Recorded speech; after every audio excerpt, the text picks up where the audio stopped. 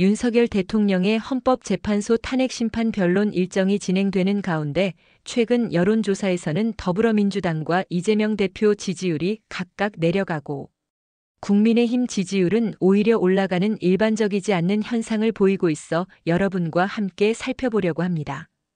지금과 같은 여당 국민의힘 출신 윤석열 대통령의 탄핵 심판이 진행되는 시기에는 야당 더불어민주당의 지지도가 반사이익을 받아 올라가고 차기 대선 주자 더불어민주당 이재명 대표 지지율도 올라갈 것이라고 예상할 수 있습니다. 하지만 실제 최근 여론조사 결과는 야당 더불어민주당 지지도가 내려가고 이재명 대표 지지율 역시 하락하고 있다는 것입니다. 그뿐만 아니라 정당 기준 대선 후보 지지도 조사에서도 차기 대통령 선거에서 더불어민주당 출신 대통령 후보를 투표하겠다는 응답은 내려가고 국민의힘 출신 대통령 후보를 투표하겠다는 수치는 올라갔습니다.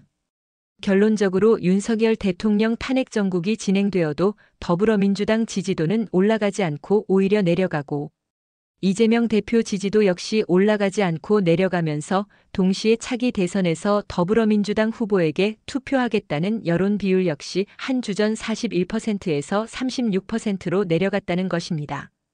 이제 이것에 대해 좀 더 상세히 알아보도록 하겠습니다. MBS 25년 1월 3주차 조사에 의하면 응답자들은 윤석열 대통령 탄핵 심판 속도에 대해 신속하게 진행해야 한다 66%, 시간을 가지고 진행해야 한다 32%로 빠른 탄핵 심판 속도를 원하는 비율이 시간을 가지고 진행해야 한다는 비율보다 배 가까이 많았습니다. 이러한 윤석열 대통령의 탄핵 심판 상황에서 차기 대통령 적합도 질문에는 이재명 대표 지지율이 28%를 보이면서 한 주 전 31%보다 오히려 3%포인트 하락했습니다. 뿐만 아니라 더불어민주당 정당 지지도도 한 주 전 36%보다 3%포인트 하락하면서 33%를 기록했습니다. 여당 탄핵 정국임에도 불구하고 야당 이재명 대표 지지율뿐만 아니라 더불어민주당 정당 지지도도 함께 각각 3%포인트 하락한 것입니다. 그렇다면 국민의힘 상황은 어떠할까요? 국민의힘 상황을 살펴보았더니 국민의힘 상황은 더불어민주당과 완전히 반대입니다. 동일 조사에서 국민의힘 지지율은 한 주 전 32%보다 3%포인트 상승한 35%를 기록하면서 더불어민주당 33%보다 2%포인트 앞서는 역전승을 했습니다.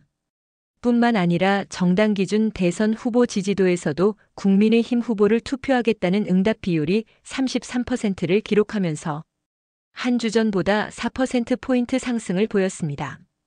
결과 국민의힘은 정당 기준 대선 후보 지지도에서 민주당과 격차를 한 주 전 12%포인트에서 3%포인트 차이로 크게 줄였습니다. 국민의힘은 정당 지지도에서도 그리고 정당 기준 대선 후보 지지도에서도 모두 상승을 보이면서 민주당의 하락세와 큰 대조를 보였습니다. 감사합니다.